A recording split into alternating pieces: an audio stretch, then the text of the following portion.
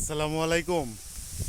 এই যে দেখেন আখের বাগান, আমাদের এলাকার অনেকেই আখ গাছ দেখছেন, কিন্তু এরকম এত বড় বাগান আপনারা কখনো দেখেন নাই। আমি যেখানে আছি এই জায়গাটা হচ্ছে কি নাটোর লালপুর।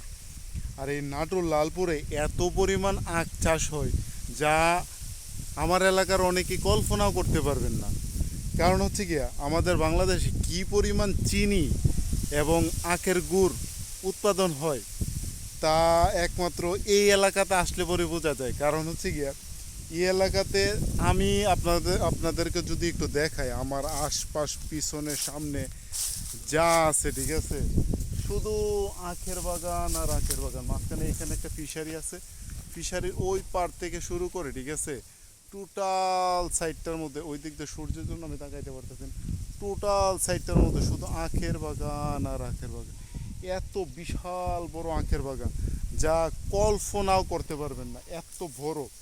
এবং এই আখগুলো দিয়ে কিন্তু আমরা যে চিনি খাই, ঠিক আছে, এই চিনি কিন্তু এই আখ দিয়েই তৈরি হয়।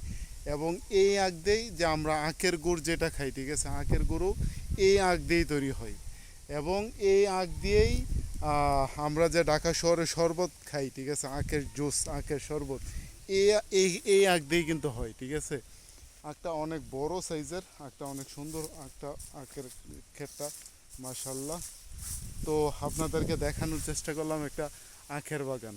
ভিডিওটি ভালো লাগলে অবশ্যই শেয়ার করে দেবেন। ধন্যবাদ।